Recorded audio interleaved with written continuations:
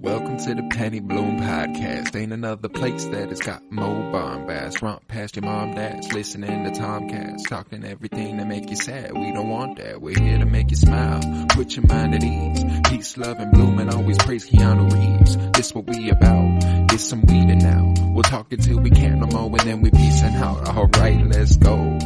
Penny Bloom Podcast. It's the Penny Bloom Podcast. Penny Bloom Podcast. It's the Penny Bloom Podcast. Penny Bloom Podcast. Penny Bloom Podcast. Hello, everybody, and welcome in to the Penny Bloom Podcast. Today, we continue our comic book movie journey through film with X-Men First Class. It was released on June 3rd, 2011, and for the second week in a row, we are discussing a movie with a screenplay by Ashley Miller and Zach Stentz, as they also wrote the screenplay for Thor. The screenplay was aided by Jane Goldman and Matthew Vaughn, with a story by Sheldon Turner, Bryan Singer, and based off the comics, of course, and it was directed by Matthew Vaughn. I'm Colton Robertson. I'm joined by Joseph George. What's up, homie? Oh, what up, what up? Always a pleasure to be here. Oh, and it's always a pleasure to have you. Yeah, we got one from the twisted mind of Matthew Vaughn, if you will. I don't know about you, but I make it to the theater a lot, and if I have to see that Argyle trailer one more time, I might pop my top. Yeah, everyone's been complaining about that one. It's like, it seems like a cool movie, but yeah, I don't know. It's just it seems fun. You know, it's just I don't know. Doesn't seem like the other King. Is it in continuation with the Kingsman? Like it's in the It's same... not a Kingsman movie at all. Oh, okay. Never mind. Yeah, it's just from and that's the other interesting thing about it, is it doesn't feel like too much of a tonal shift away from what he's become. So it's kind of like from the twisted mind, we're just doing the same fucking thing you've been doing for 6-7 years now.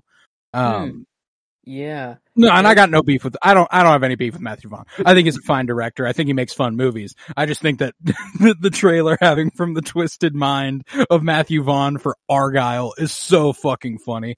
I see. Yeah, he's got some, like, the Kick-Ass movies I've never seen, but I've heard those are fun. I've heard very good things. Produced those. The other Kingsman movies, they're fun. The 2015 Fantastic Four movie. Looks like he produced that. Oh, he directed that? Produced. Not directed. Doesn't look like. Josh Trank would be the director of that one. But I was going to say, well, that might be a little bit of but it'll be one that we don't love too much. But well, hey, yeah, this one. He hit here. Yes. This is probably my favorite Matthew Vaughn film. He's done some good shit, but I have no doubt that this is probably my favorite Matthew Vaughn film. After especially looking at his feature list, he's only done Stardust, which I desperately want to watch, Layer Cake, Kick-Ass, and then 3 Kingsman movies.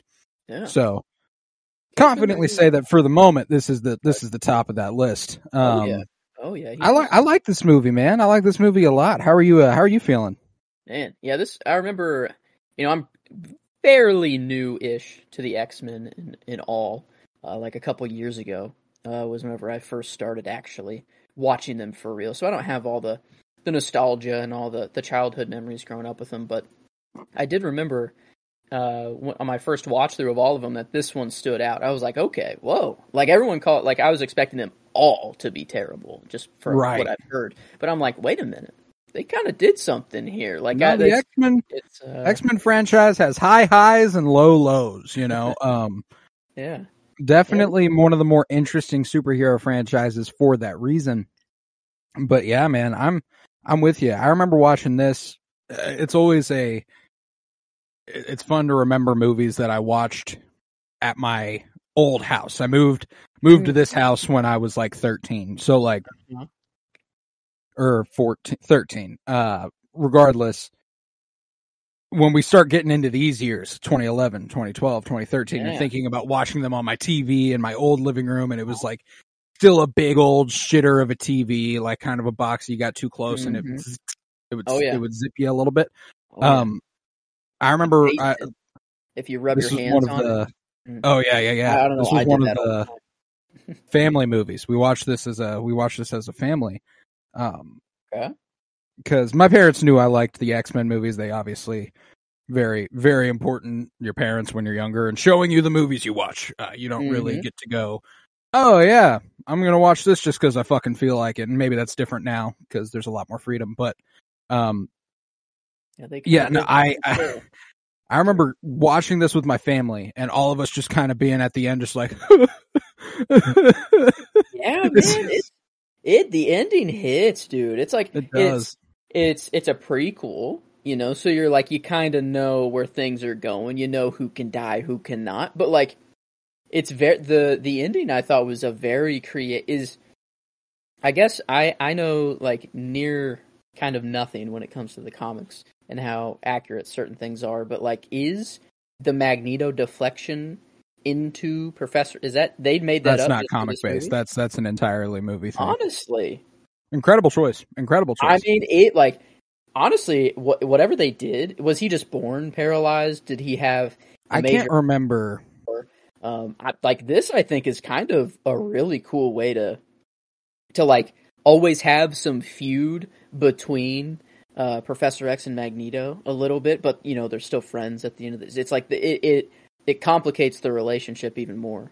Oh yeah, which I think was really awesome. And like, yeah, I mean, I think Professor X and Magneto are definitely, they're the highlights of the movie, at least acting wise. Just from James McAvoy and Michael Fassbender, I think they kind of stole the show here. Oh yeah, no, yeah. In the comics, it's a much more comic booky occurrence. He's like climbing a mountain and an alien like drops a giant fucking rock on him. Okay, wow. I think this, you know, this good. No, this is better. This is an elevation from that. There's that's what's so fascinating too, is looking at this back to back with Thor and the week prior. Okay. And knowing that this has the screenplay obviously has 2 additional people helping out. Feel like those 2 people did a whole fucking lot for this movie, if I had to say so myself, based off of the back-to-back performances of Thor versus X-Men First Class. I love Thor, and our ratings last week really reflected that, but I would say that one of the weaker aspects of that movie was its writing. You know, it was a little weaker on that side of things, and that I don't think you can necessarily say that for this movie. I think that, you know, it's just like any other comic book movie. There are really, you know, corny parts, and it might be, you know, a little fast, but the general story, the outline, and the way that we get there it's really compelling. It's a really good structure.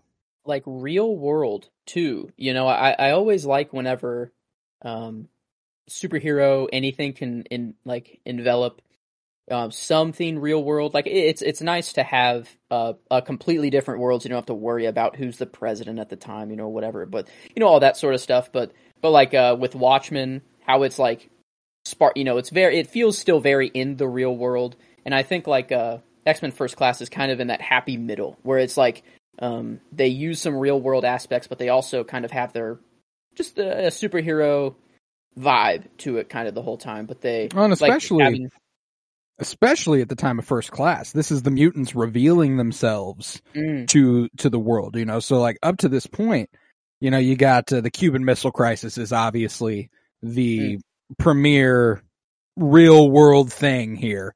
The Cold War is at its height. The Cuban Missile Crisis is oncoming, and how does Magneto and the mutants really affect that?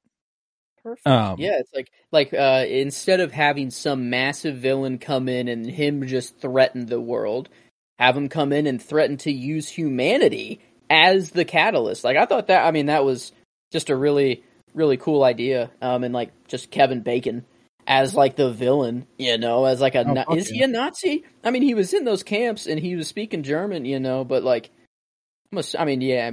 I guess. No, I mean, once you've worked with the Nazis, you're a Nazi. But because he was like, those Nazis, I really don't like them, but man, you can't argue with their results. And I'm like, well, aren't you like, you're right there, dog. Like, no, yeah, like I I think that that's a key component to a lot of villains. This happens in the Indiana Jones franchise a lot, is that like people use the Nazis to further their own personal gain. And the thing that makes you a villain is that you are willing to work with the Nazis. You know, like it's not not that you're above them. You're not. You're willing to work with them, which makes you a fucking Nazi. You know, like that's one of the that's definitely something that pops up in a lot of my favorite, like the Indiana Jones franchise. I fucking love those movies. So like this is definitely something that kind of rang through with that. Yeah, no, like Sebastian Shaw, he's essentially a Nazi if he doesn't possess the same exact beliefs.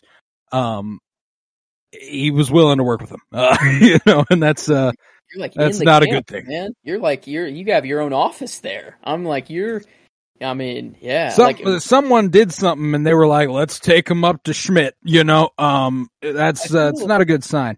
Was this supposed to be X-Men Origins Magneto? Like, it just feels like this is Magneto's origin story, you know? Yeah, no, this is, there was an X-Men Origins Magneto and an X-Men Origins, Professor X, and those two kind of merged and became X-Men First Class, and I think Magneto's was much further along in development, which is why that shines through so potently in this one.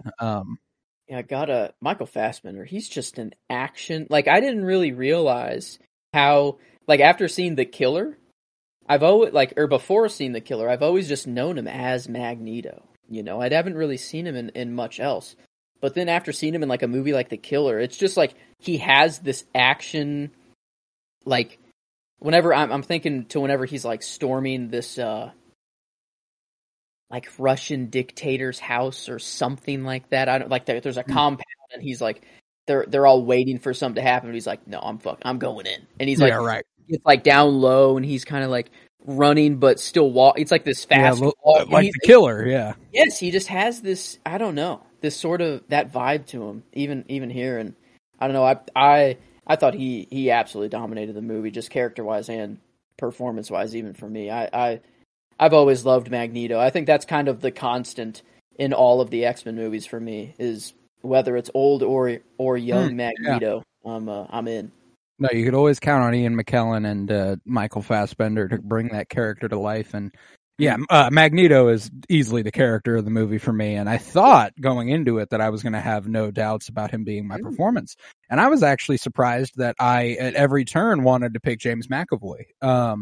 It's similar to a conversation we had a couple weeks ago with Heat, where Al Pacino has this much more front-facing, obvious, like this is the performance of the movie, but Robert De Niro has a much more understated, laid back and consistent presence. You know, he doesn't have to get this massive range, but James McAvoy, he holds his own and more in scenes with Michael Fassbender. And then if he's on the screen with anybody else, there's no fucking chance, you know, like it's, like, especially whenever he's feeling the emotions of someone else. Like, I remember I think my scene, I don't know, there's actually a couple of scenes, which is surprising. There's one standout, but there were a couple in here that kind of did it for me.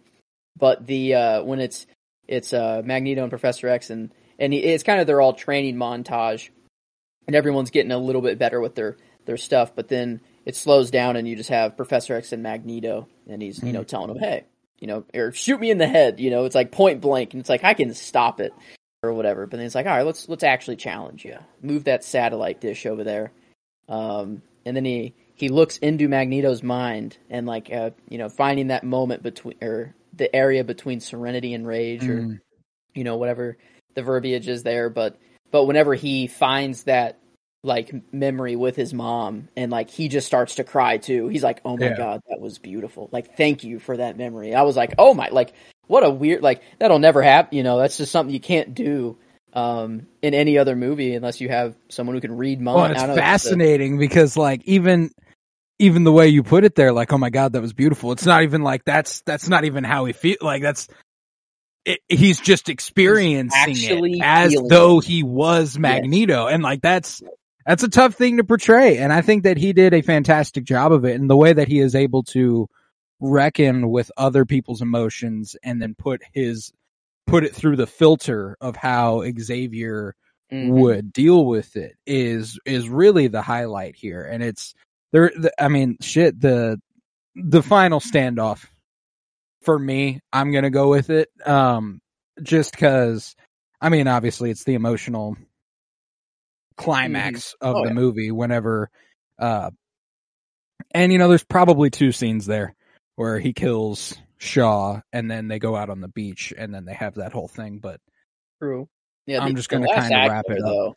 Boom. It was very well done.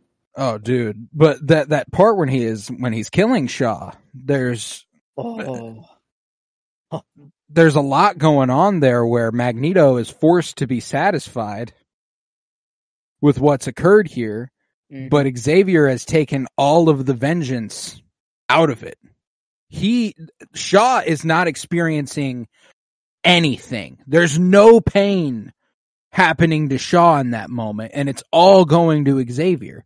And like the portrayal of that was fucking stellar. Yeah, that was one of my shots. I know it's cutting back and forth between Shaw and Professor X, but I mean, the editing there is very, very good. The slow pan over and seeing the coin enter Shaw's head, but then you cut right to Xavier's head and everything. I thought it was really cool, and that ending scene. I mean, it's just incredible. Like the whole, just the tension that builds up to it. He's I can't see him. I don't know. Like I don't know what's going on. They make that one crack in the wall, and he's like, I see. It's still a little. I don't know what's going on, but I can see you in there. Whatever you're doing, keep doing it. Keep doing it. And then he's like, wait a minute.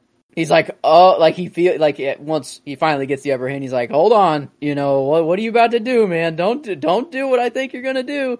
Yeah, and it's incredible, like Xavier freezes him so that he can't do anything worse. And Magneto takes that opportunity, obviously, to do something about it. Oh yeah.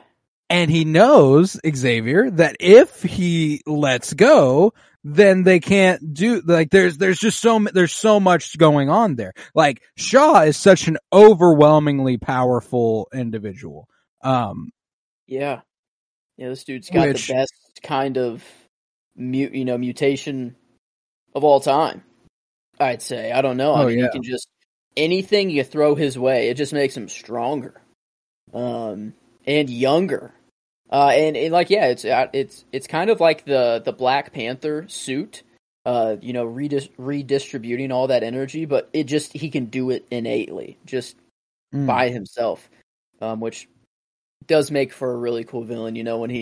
When that one general or whatever is like, oh fuck, I'll pull this pin. I swear to God, I'll do it. And he's like, yeah. Whatever. He's like, fine, whatever, I'll do it. It's a pretty incredible line delivery too. I swear to God, I'll do it. Yeah, it was kind of comedic, and it's not supposed to be, but it's a little funny.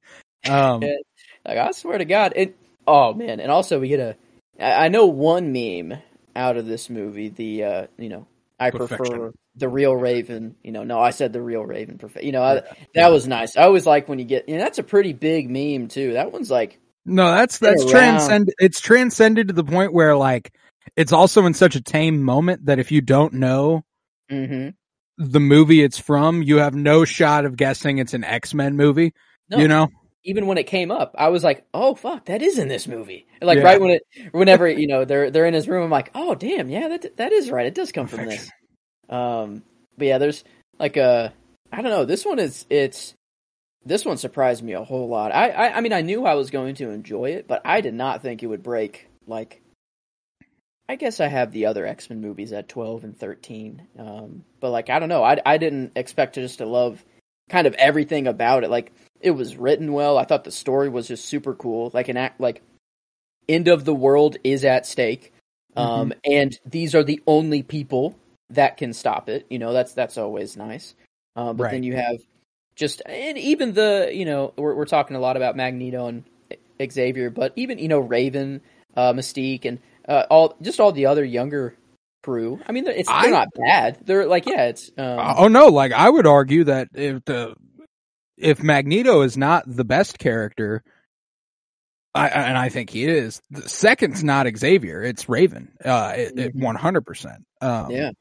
I like Xavier a lot, but the struggle he faces is much more external. Like a lot of the stuff he's dealing with is his trying to harness everybody else and try to help them and figure that out, which makes him a good character and an interesting character. But the internal conflict that Magneto and Raven have to face is much more compelling. And like, I love Jennifer Lawrence completely. 100% forgot that she was in this before she was in the Hunger Games. That blows my fucking mind. Wow. This is the year before the Hunger Games. And that was like, she 2012. really took off in the Hunger that's Games. like, that's when her career launched to the fucking stratosphere. Cause she was also in Silver Linings Playbook the next year, which she won a fucking Oscar for. Like, it's just, we're reaching the point in the early 2010s where Jennifer Lawrence is, I remember being in 8th grade being like, Jennifer fucking Lawrence, it's dude. Jennifer Lawrence. Yeah. And now 10 years later, I'm like, Jennifer fucking Lawrence, dude. Yeah. She is not, that has not changed. That's and she is so good in this movie. I love the introductory scene of, Xavier and her in the bar whenever he's talking about heterochromia on the one chick. And who is actually a wonderful actress who I've seen in a few other things, and I remember looking at it. At the time and being like, "Holy shit, that's her!" But I can't. I'll have to find it later on. But Beth Goddard, she's Miss Xavier. Who is no? Miss That's the Xavier? mom. That's the mom. Oh, okay. Oh yeah, she's not actually in it. She is Raven. It is actually Mystique playing the mom. I don't know. Yeah, I can't remember, but regardless, Annabelle Wallace, there it is. She was in Malignant. She was the lead in Malignant, a horror movie that came out a couple years ago and is super fucking good. But anywho, I loved the characterization immediately whenever she's like, "Oh, you have heterochromia too," and James McAvoy is one of my favorite line deliveries in the movie. Sorry, what? Wait, what? Yeah, he's like, hold on a second. What's going on here? And he's like, nope, we've got to go. Wow, thanks, Raven. Just a purposeful cock block there. I feel like this is not the first time it has happened either. I feel like and that's you're totally right with having Raven be like over Professor X for character, because I mean she's been sheltered her whole life, like completely. And even though she's in a mansion with Xavier, and she was trying to steal food initially, like obviously the situation got a little better, but she had to hide constantly. Yeah, much. I don't like know. There's a struggle that it's very, very common in X-Men stories for like characters like Nightcrawler and Beast and Raven, and their struggle is much more obvious. Like you look at them and they obviously do not fit into normal human society. Like that is and Professor X, he's amicable. He wants, we're the same, you and me, and like they're always like, we are, but not to that level, and you got to acknowledge that, like you got to recognize that you can easily hide your shit, and I've got to change my everything. It's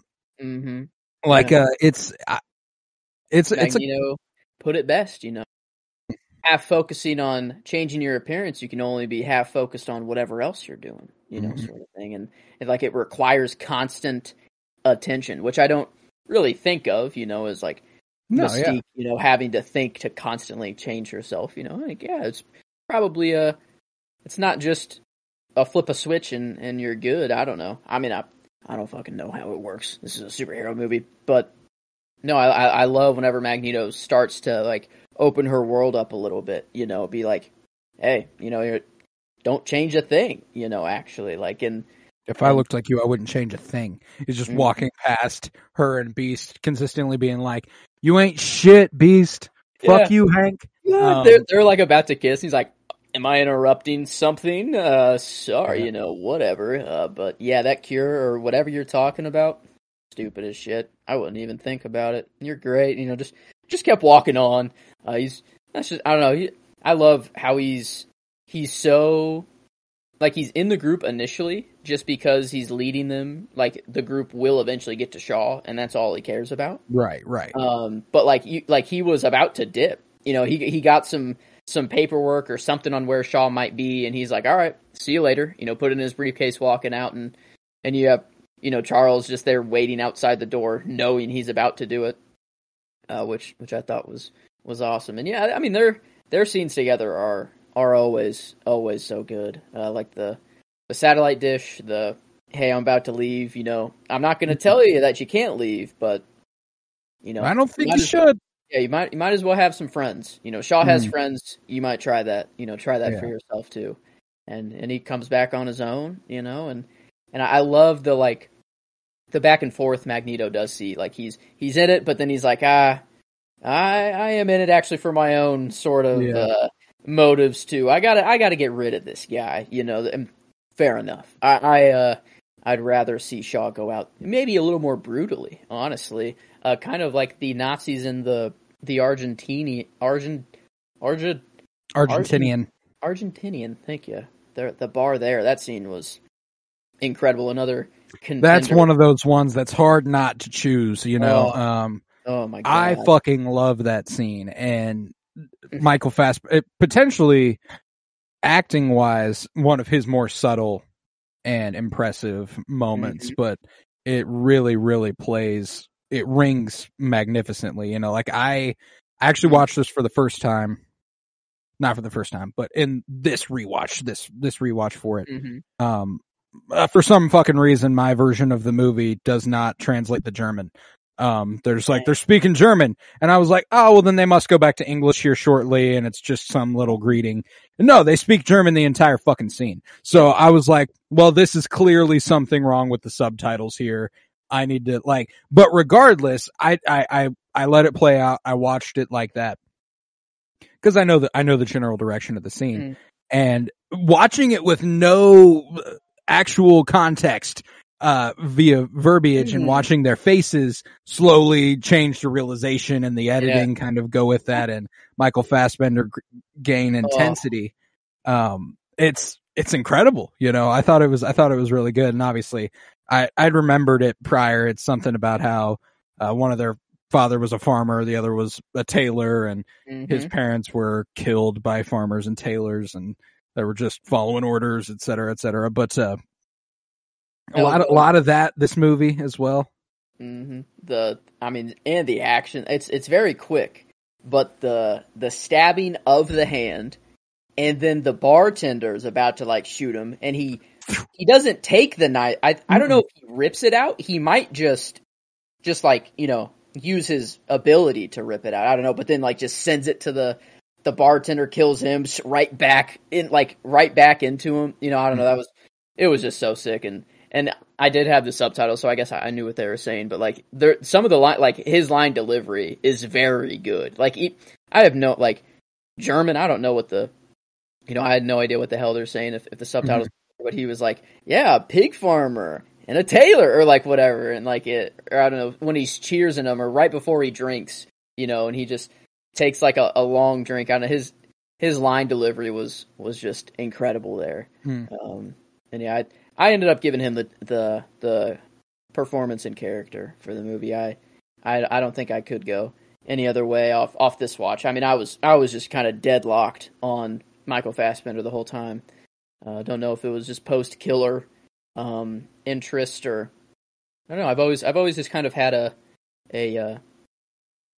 thing for Magneto when it comes to the X-Men.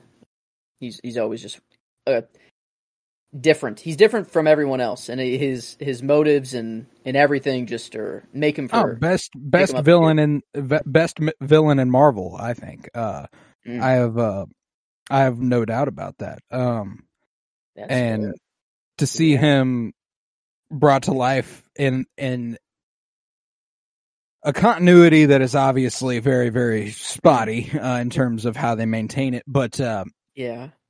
like for it to be the same version of the same character. Even the fucking opening sequence we see here is at the beginning of X-Men 2000. This is just an extended version of it. Okay. And so like they're maintaining, they're like, all right, you remember that scene, but here's what happened after that. That's right. Yeah, he did bend the gate, right? Mm-hmm. That's what they showed, and then it just kind of cut. It just kind of showed that, like, whoa, he can bend metal, he can move metal, and they were like, cut. But to expand on that and make it even fucking darker, great and jarring choice. You know, it's fascinating to, you know, reckon with something so real and so devastating and contextualize it with a fictional superhero or super entity. It's always interesting to me, you know, like, I mean, with Eternals, which you could argue is done a little less effectively, but with the atomic bombs and Fastos being there afterwards and being like how did I let it come to this, et cetera, like that sort of thing. And I think even the Wolverine here in a couple years, 2013, I don't know if you ever watched that one, but he's in Japan, and part of the deal is that he survives. That's right. The nuking into a sewer grate or something and protects someone. I forgot. Yeah. Damn. Yeah, they do involve a whole lot of real world sort of things, and I think they've always pretty much done it well. Like, there is a balancing act there where, you know, you don't want to go too far into it, and you know you don't want to delve on it for too long, but whenever you it is at the very beginning of the movie and then it's over, you know, but then you have the him showing his tattoo to those guys in the bar. And then that's the kickoff of all the action there. I forgot that's what kicked everything off. They're like, oh shit. Like, oh, okay. Yeah, they knew they were pretty well. I don't know if they thought they were dead, but they knew it was about to get. They knew something was not going to go right in this interaction. Yeah. You know, they knew it wasn't for them. But no, I don't know. That was I don't know. I was debating on going with the shot of the coin going through their head. But I'm too much of a aerospace nerd, and it also has the classic suit up, like their suits shown for the first time. It's Hank, you know, they're in the hangar with the SR-71. He's like, yeah, well, here it is, and it's just shows the plane, it pans down, it shows them in their suits all just standing there in a line, and I was like, let's fucking go. I don't know, it was just kind of hype that Hank, you know, he developed the SR-71. That was like kind of the, not really a Manhattan Project, but it was a very secretive, I mean, that's why Area 51's a thing, to develop the SR-71 and the stealth bomber. So it's just kind of cool that, like, yeah, I designed that, or whatever. It's like, it's just a him thing. That's funny. That's pretty much the only, I don't know, Beast is... No, there's a lot of stuff in this movie that is not accurately adapted, but they do a lot to elevate their source material and make it work for the story they're telling. You know, I think that that's true. It does when it comes to Magneto and Xavier's, you know, the fallout that happens there, the specifics of it. When it comes to Raven and Magneto's relationship, Raven and Xavier's relationship, it's non-existent save for the movies. You know, like that's not a thing. Modern X-Men, a little different. The way the movies in turn affect comics versus the way comics affected movies. You know, like it's evolved. But prior to the X-Men movies, Mystique and Magneto weren't like besties. They weren't rolling deep. Xavier didn't bring Raven up and raise her or anything.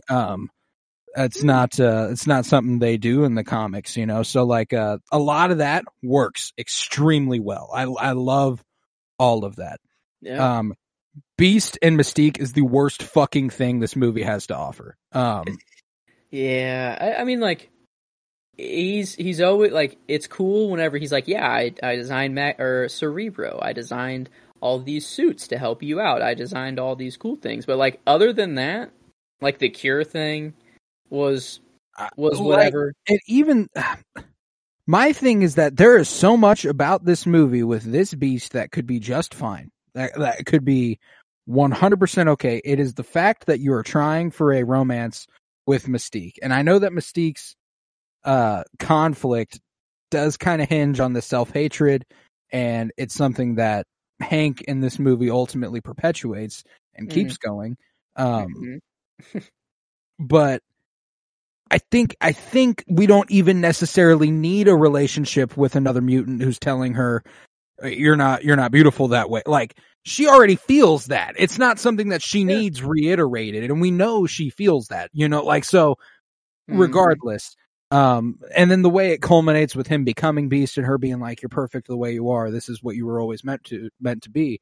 Like, it just further emphasizes that the storyline that she's had with him was fucking pointless.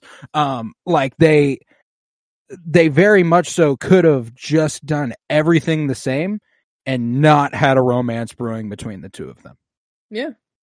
And not have him go, this is an ugly beast of a thing, you are beautiful this way. Like, bro, you can have all the internalized self-hatred you want, and Hank McCoy is no stranger to that. He has long wanted to be normal. Like, that is not something that's new. But I just thought that him projecting it onto the people around him is not something Hank is typically characterized to do. So I don't love that, and I love Hank for the romance too. Like, they're going for that angle, and then he's like, "You're ugly without this." It's kind of like whatever romance you had is kind of squashed. I feel like there. Yeah. After you deliver your that true line. self, hideous. Like, that's not something that's gonna. Okay. And is it the idea that it was Raven's DNA, that turned him blue? Because he wasn't blue before. Yeah, right. Just had the feet, and I guess that was it. I think that's something they're trying to play on.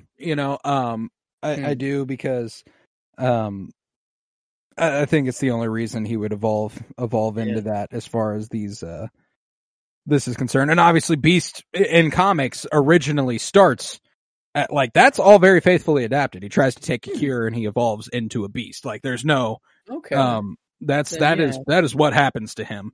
'Cause I didn't know if he said that he was already trying some things that have helped him, but then her DNA was like, obviously, that's the catalyst. Yeah, that's like you have the ability to change. Like, that's it is your mutation. That is what we need. And it's so funny. Like, I just think it's. I also think it's hysterical. Like, that is originally what Beast's mutation was. Like, in the original Uncanny X-Men comics, he's just a dude with basically monkey feet. He has opposable thumbs on his feet, and he can bounce around. He's super agile. And that's like his whole deal. I think it's hilarious that whenever he gets like outed, very good scene. I love that too. He's like, fantastic. You already have a mutant here. And they're like, what? Oh, he's like, damn. It's kind of like I don't know. It's kind of the equivalent of like someone, I don't know, maybe like just coming out as gay or something like that, and then like no one know. I'm trying to think of like the equivalent of what that could be, but there's really nothing. Like, it's such a niche thing. It's because he can read minds that really that does anything here. But like they've on several occasions in the previous movies done a lot to emphasize the parallels between being a mutant and being queer in the X-Men movies. Like they've done a lot to I can't remember a scene. I can't remember. I think it's in X2, if I recall. Maybe the first X-Men. No, X2, I think, because Magneto's like present for it. Whenever Bobby goes to his family and is like, so I haven't actually been, like it's not just a special school, it's a school for mutants. And like Ian McKellen, a gay man, was on set to try and help them further that parallel to kind of be like a coming out scene. So like, that's nothing that they're really a stranger to, but that is the closest thing you could come to, is that like, if I don't even know what the real life equivalent to that is, but like him being like, oh shit, like you just kind of outed me publicly. It's like, oh, it's like if someone you ran into a guy and you're like, oh, we matched on Grindr, Yeah. and Hey, what's up, and dude? everyone's like, what? Like Yeah. we didn't know, like that would probably be the best. That'd probably the closest thing you can come to, but Mhm. the whole like, don't worry, you're amongst friends now. Like, I love that. I love that was idea. awesome, yeah. I think They it's show off. hysterical that his feet just like open and like they're actually huge. What is that? Just like wildly uncomfortable for him the rest of the day? Has to be, dude. Those shoes do not fit his foot whatsoever. No. Yeah, and oh man, I even forgot about that. Yeah, there was a little romance there because I forgot who was talking. Oh, it's what's his name? Blonde boy, energy, red rings. Fucking Banshee. Alex Summers. Yeah. No, he's not Havoc. Banshee. Havoc. Banshee's the screen. Is he the? Yeah, he's got the screech right. going on. Okay, Havoc though. Yeah, Havoc's making fun of his feet or whatever, and then Mystique has to come in there and be like, "Hey, you know what they say about guys with big feet, though." So it's like, yeah, they're like, just there is this weird romance, like the lingering effects of Joss Whedon, just ever present in this movie. I mean, like just from the humor, like it's very obvious that they internalized a lot of what Joss Whedon's workups on the scripts were in the first three movies, and we're kind of like, oh, this is where the comedy works. This is where the comedy, so we'll go with that. And that's one of those moments that's just kind of like, ugh. You kind of roll your eyes and you're like, okay, sure. Yeah. I think there's a lot of, and it's fine to go with the whole like, what they say about guys with big feet, but then to like further it with like, and yours are looking awfully small, like I'm like, okay, Emma Frost always this, has she always used her, like, cause she's like in this club, that it like, it's like the Hellfire Club is this very, it's a literal thing, the Hellfire Club, and it's not like that's where they hang. That's where they hang out. Is the Hellfire? Oh wait, I thought you meant it was like real life, in real life. Oh no! I mean, like I thought it was funny that like the little lounge they hang out at is the actually Hellfire called Club. The Hellfire Club? Yeah, I'm pretty sure. I guess it's usually just the group of villains that call themselves. Yeah, like it's not a place. They're called the Hellfire Club. Wow! So no, they literally made it a club so that they can just get 40 women to walk in with lingerie. Rose Byrne, baby. Yeah, there's that, and then let's see. I feel like there was got a wonderful little nugget out of Emily during this scene as well, because I love Rose Byrne. I think she is fucking fantastic. She's brilliant in Neighbors. She's extremely funny. She's also in The Interview, or The Internship, not The Interview. But she's always so good. And we were watching this, and she goes, she looks a lot like Natalie Portman. And I was like, do I have a fun little fact for you, baby? She plays one of Padme's handmaidens in Attack of the Clones. So she was literally casted in that role because she looks like Natalie Portman. That's incredible. Wow. Yeah, so I explained what the handmaidens were and everything, and I was like, she plays one of them. Wow. So you got a good eye, babe. Yeah. But her, like, at the very beginning, just like, she already has lingerie on. I mean, maybe she knew she's going to the Hellfire Club, whatever. Right. But at least she gives, her line that she gives at least is somewhat like, I'm going to use some of the talents the CIA did not give me, which I thought was it's very sexually charged. But at least she's more owning it. It's not at the expense of someone else that she was like forced. Not like the guy. It's not like the guy being like, hey. Well, obviously, take off your clothes, go in there with them. I can't do it, obviously. Yeah, so at least it was that way. I like Moira McTaggart too, and she's a presence throughout the next couple of these films as well. I think that I was underwhelmed in this movie by her presence overall. I thought that I remembered it as being a lot more effective and generally better than it was. And it's not Rose Byrne's fault. It's just because they're already dealing with so much story that like something was going to fall on the wayside. And this time it was Moira McTaggart. Yeah. It's like, it was nice to get them jump started and introduce them to Hank and their, Cerebro is there. But like everything all the time we spend with Beast and Mystique, for the love of God, let me spend that time with Xavier and Moira. Like they've got a really, really interesting and great chemistry, you know. And as far as comics are concerned, that's a comic accurate ship, you know. Like that's one that I would love to spend a little more time with. Yeah, the little kiss at the end, like it felt okay, but I'm like, it didn't really feel earned, you know? It felt like, for the movie, it felt like they should have done a whole lot more to build up the relationship. And, like, they had that moment in the bar where he was drunk, you know, he was celebrating becoming, I think, did he just become a professor, maybe, or, like, something. I forgot what he was celebrating, but he's drunk, and he's trying to use the same mutation pickup lines on her. And she's just like, all right, you know what? Screw the small talk. I'm just here on business. Blah, blah, blah. And he's like, all right, well, I'll try to help. I'll do whatever I can tomorrow. You know, it's like, obviously I'm not in the right mindset to help you out right now. But yeah, I got you. So it's like, it's a cool that they started out that way, you know, I loved the line he delivered there too, where he's like, this is something I take extremely seriously. Let's talk about this whenever, like, I'm in a better state of mind to talk about it. You know, like it's because there's also this thing where in this world, we're in the 60s and she is obviously neglected and never respected at any turn in her field, in her job. Nobody respects her at all. So, there's that moment where Xavier is giving her the time of day and is like, you've brought something to my attention that means a lot. And I want to give you the respect you deserve for bringing this to my attention. So we'll talk about this when I can. And like, it's one of those things where you're like, yes, let's build upon that. And then you can't really point to much specifically after that until they kiss at the end. And I would have loved to spend a little more time with them because frankly, I love Rose Byrne. I love James McAvoy, and they had an incredible little spark there. And, I would have really appreciated it. That's something that, you know, I love Nicholas Hoult and I love Jennifer Lawrence. They did not have that.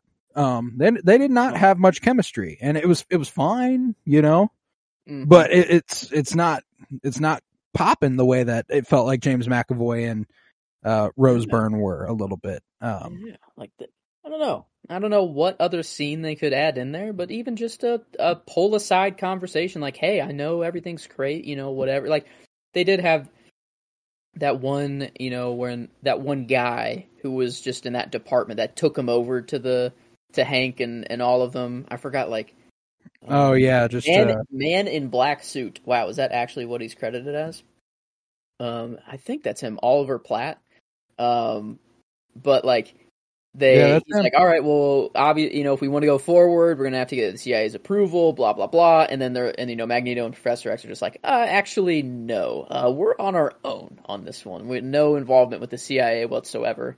And then from that point on, it was just very, you know, the CIA is just a non-factor in the movie. It is just the X-Men and what they have going on. I guess, I mean, they are kind of combining, I guess, a Magneto and a Professor X, you know, origin story into one. They have a whole lot more going on. I guess the movie's, it's 2 hours, 11 minutes. I mean, shit, add like 15 more minutes, you know, like a 2 hour, like, that would have been... Yeah, man, like, I think and that's the thing, is that I don't even know how much you need to add. There's just stuff we spend time on that I don't think we really need to spend that much time on, you know? Like, remove Hank and Mystique and put in Professor X and... Yeah, no, like, there's just it's got it's got more than the bones. This is a good movie, you know? Like, it had the bones to be a truly great movie, is the thing, though. You know, like, there's just a few things I can point to, and kind of obviously it feels like it's a glaring flaw of the movie. And most of that is a result of just how jam-packed it is. There's just so much going on. You can't spend a lot of time with stuff. A fun little fact about this movie is that there are 2 actors in this who are going to be in Superman Legacy. One is Nicholas Hoult, has been officially casted as Lex Luthor. Beast. Okay. Oh, that's right. Yeah, he Hank wanted McCoy. to be Superman, but then nope. You're Lex Luthor. Perfect. You're Lex Luthor. Perfect casting choice in that scenario. So yeah, he's going to be Lex Luthor, and the gentleman who plays Darwin, Edie Gathegi. I don't know how to pronounce his name, and that's probably Eddie Gathegi. Yeah. Eddie Gathegi. I don't know how to pronounce it, and I apologize. Adapt to survive. Adapt to survive. Yes. He's going to be Mr. Terrific in the new DCU. Someone who is generally regarded as the smartest person in the DCU. Incredible with tech, very, very cool stuff. Yes, I've been seeing that floating around Twitter. I believe the orbs floating around him. Yeah. The T-spheres. That's what they're called. Okay, that's pretty sick though. Yeah, so we got a couple people in this movie. He'll what was Nicholas Hoult? Yeah, he'll look a little bit better as I gotta guess so. The Beast look like, man, I don't know. It reminds me of Michael. Is it Michael Myers that plays the Cat in the Hat? And like the old, like, yeah, it literally reminds me of like that look. Like if you make Cat in the Hat blue, it's basically what Beast looks like. And like that's the thing, is that Raven or Mystique does not look bad. I mean, I guess it's literally just her body and then just stuff on top. But like, it's a little harder to do Beast. But I don't know. It didn't. I didn't really do it for me. The look. It's pretty incredible that it's practical. This is it's nowhere near what they did with Kelsey Grammer and X-Men: The Last Stand. And obviously they're going for something younger, a little bit more. They're going for something like, overall. That's just it. Younger. They're going for something that's a little less aged. And I do like the feline quality. I don't mind that. But it felt like there's a better way to pull that off. I guess this 2011. I mean. No, we're there. They had every capability to do it better. I'm trying to think of like an animal-like character that would have come before this, or something of the same vein in any of the. I mean, I don't really think we've had. I mean, it would literally just be Beast and X-Men: The Last Stand. Yeah, it would just have to be. Yeah, there's not really any. Everyone else is pretty human, other than the Hulk, I guess. No one. As I'm scrolling through, Howard the Duck, I guess, is an actual animal. That was, however, 1986. And shit, honestly, I guess it was the main character, so they had to put in a little more into that costume. But like, Howard the Duck might even look better than Beast as an animal.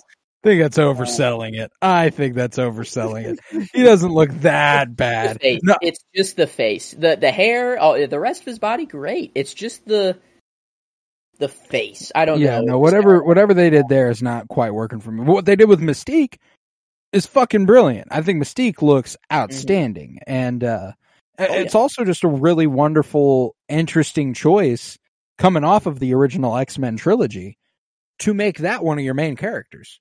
Like, Mystique was basically a non-factor in the first three movies, and now you're like, let's fucking do this thing. And not only that, the fact that this is prior to the Hunger Games tells me they were betting on Jennifer Lawrence before she was a fucking star, which is even cooler. You know, like they were like, yeah, we want this character and this actress she's in all four of these movies. Yeah, and she is a major part of at least the first two here. That's true. We were talking up Fassbender and McAvoy, but like, it's not like she was doing a bad job. Every scene she was no. Very good. And yeah, I mean, I guess it makes sense why they wanted to stick with her, because she did just the whole role. She fits the role very well.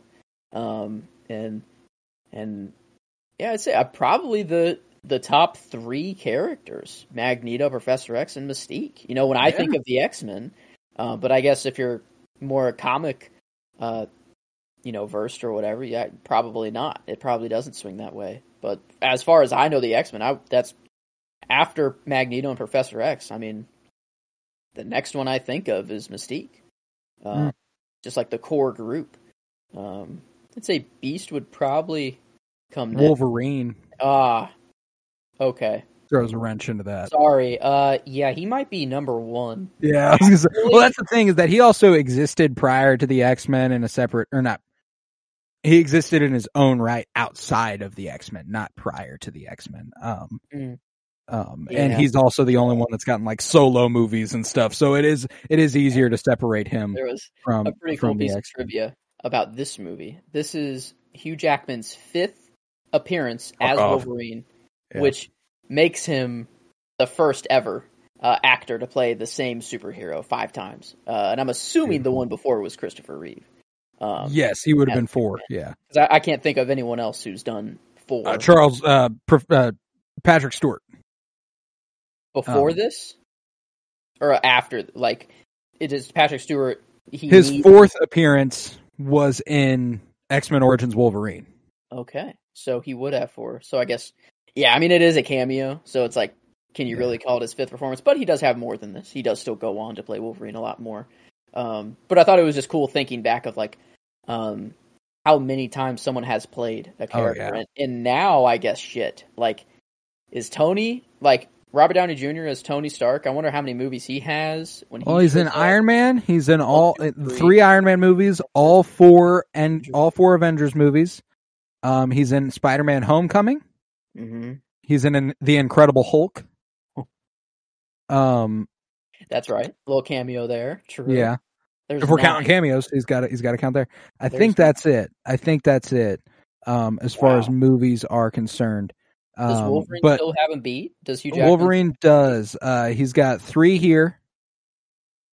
In the first 3, he's got his own 3 movies for Wolverine. Mm-hmm. Then he is also in this. He is also in Days of Future Past. Is he in Apocalypse? I don't know that he is. I don't think that he is in Apocalypse. No, it doesn't look like it. I'd imagine he'd be higher up on the cast if he was. Yeah. Was not huge. Okay, well then RDJ seems to have passed him up in that regard. Did you count Logan? Yes, the 3 X-Men Origins, that he was Wolverine and Logan. Wow, so RDJ may have him beat then, huh? Yeah. Okay, I would say so. Not for long. About to tie him. Yeah, good old. What do you say? Fuck off or go fuck yourself? Something? Go fuck yourself. I can't. It's one of those. I can never remember, but and just instantly they're like, all right, no more. No, maybe Charles. This is a wonderful little callback in Days of Future Past. Whenever he goes to the mansion and Xavier's taking the cure, so he's like walking and stuff. And he's like, I do know you. I'm going to tell you what you told me then. Fuck off. That's awesome.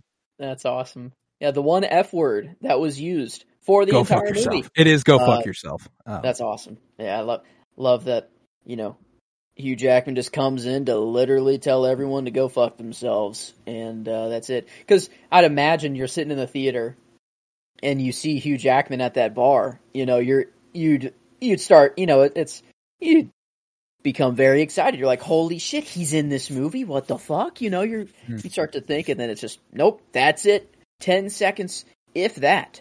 Even I don't know. I don't even know if it's more than 10 seconds, but no. I guess he is in here.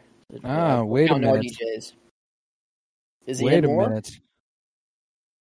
No, the most portraying someone in superhero movies is Samuel L. Jackson as Nick Fury. Okay. Didn't think of that, but now that you say it, it's kind of obvious. Yeah. 3 Iron Mans, a Thor, a Captain America, couple Captain Americas. Yeah, Captain Marvel. The Avengers movies. TV shows. He's in Secret Invasion. I'd honestly not even want to count it. The Marvels, Captain Marvel, the Marvel, Spider-Man Far From Home. Mm-hmm. Yeah, no, that would be the man there. Okay. That would top that list. There we are. Oh, but in terms of longevity, besides, again, once Deadpool 3 comes out, Hugh Jackman will have reclaimed the time-wise, the longest time playing a character. Right now it is Patrick Stewart because of his appearance in Multiverse of Madness, but that will soon revert back. Okay. Wow. Yeah, he's probably... Well, I'd say they might use him again. Probably not Patrick Stewart, though. Or that might have changed now because actually it definitely did change because of Michael Keaton. Shit, he was in being the in Flash. Batman 89 That's and then in the true. Flash. That's Yeah. Okay, wow. Throws Yeah, a a wrench lot into of that. jumping back and forth. Yeah, we're in that era, you know. We're in Bring that it era on. where they're like, you remember this thing that happened 30 years ago? What if we tried to get you back into the theater because of it? Yeah, and I'm assuming, like, I wonder how they marketed like this one if Hugh Jackman was mentioned whatsoever, you know. This was actually probably the best choice for them to release fresh off of X-Men Origins Wolverine in terms of being like, okay, you know, Hugh Jackman, we'll give him a break. You know, we'll let you kind of forget about that having happened, and we'll go forward with some other shit. You know. Yeah, that's, I don't know, but this, like, you were talking about Thor, like, I did just screenplay, all like coming fresh off of that, and yeah, this is clearly a cut above. Like, it's kind of the same, like, fun factor to it, but it's just made. Oh, it's a better movie. Yeah, it's a better movie. it's incredible. I don't think this movie is quite as fun as Thor. In terms of, like, the emotional beats elevate it beyond Thor. Don't get me wrong, in terms of enjoyment. Yeah. But from a purely fun, oh, what a fun casual watch, I don't think, like, Thor might be top fucking one as far as what we've covered in terms of just like, oh, this is nothing but fun. Yeah, but no, like, this ultimately will do better in pretty much everything, rating wise. When we come to that, but because it fared much better in my ranking than I anticipated. I knew it would be up there. I knew it would be top 10. There was little to no doubt about that. Because what did I have at 10 prior to adding this to the fucking list? Let's see. I had Spider-Man 2 at 10. I came into this knowing I liked this more than Spider-Man 2. And if I left feeling otherwise, I was going to be sorely disappointed and surprised. What I did not anticipate is that it would rise above Batman Begins and X2, specifically X2, to compare it to the X-Men franchise. That's the one that, with the X-Men title, I thought X2 is my favorite X-Men movie. Wow. So it rose above that and found its way just below two movies in The Dark Knight and Superman 78, landing at third, right above Spider-Man 2002. Okay. Shit. Wow. Yeah, I not that high. And I've been doing some debating. I've been moving some stuff around, but my right now I have it at 6 on my list. And that it is above Spider-Man 2 for me. That one was hard, but it's just better made. There's more emotion in it. I'm into Spider-Man 2 just purely for Tobey Maguire and Doc Ock. But yeah, it was there, and then right now I have it below Iron Man at 5. That's the only one that I could be like, okay, like I might just be in my Tony Stark bag a little bit there. I don't know, but man, I love Iron Man. Like, that's just classic for me. There's been something interesting with me going back and looking at a lot of our ratings for comic book movies, where a lot of the stuff that I have above Iron Man, because I have Iron Man at 12 right now. Okay. It is a better made movie than 9 or 10 of the 11 above it. Like, it is genuinely just that, like, Iron Man is a better movie than this is, I would say. At least that's how I'm feeling. I think that it's a all in all, I mean, it's I don't know. Probably similar footing. I don't want to go outwardly be like, it's just obviously better. Like, I don't think it's obviously a better movie. I think that all in all, I would consider it a better movie. I think it's less compacted. It has a lot less to focus on. It gives the story a lot more time to breathe, and therefore it benefits from that. I similar footing is probably more accurate. They probably land in a more similar spot, but Yeah, and like I have it 9 spots above Iron Man, but critically I think they're probably similar. They're probably about the same level of goodness. And that's what's interesting about the whole ranking and rating thing. But I number 6 could be 5, but I think I'll nail it down as 6 for right now. I just I cried too many times for it not to be super high on mine. I was crying, and edibles have a very deep emotional effect on me when I'm watching movies. Everything that I feel stronger.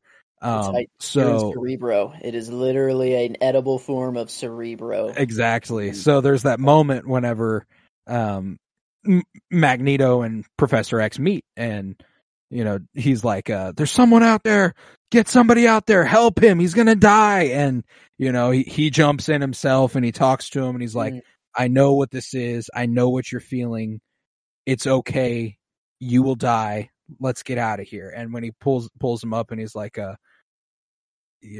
thought I was alone. He's like, you're not alone. I was like, I had a little bit of a sniffle thing going. I was like, God damn, that shit hit, man. Yeah. And it's, part of that is the prior pre-existing relationship to the characters, and, knowing a lot more about where they'll eventually go and the relationship those two have, and comics wise, this sort of thing. But regardless, it hit me like a ton of bricks, man. I liked that a great deal. Yeah, and I mean the ending is just fucking emotionally riveting. So many things that get you to go there, like I'm not one for war and USA versus Russia, but whenever the missiles are just coming at them, and they're from both sides, you hear it was an honor serving with there's already emotions going everywhere, but I'm just like, oh my God, they resigned themselves to death. Yeah, they're we don't stand a fucking chance. There's just so much going on there, and then you get to the end beach scene, with the deflected, but that's, man, I don't know. I just whenever the bullet hits him, whenever it's deflected and he just, they kind of that slow motion shot of him on the ground. I'm like, all right, I'm kind of I know what's coming. It was I already know what's coming. I'm kind of a mess, and that's, I think, my line of the movie is whenever he, just for the delivery of it, was whenever he's just, I can't feel my leg. He's like, oh wait, I actually can't, I can't feel my legs, and he, the worry sets in, and he's like, I can't feel my legs, and I don't know, it's just that disbelief in that. Dude. It's incredible, man.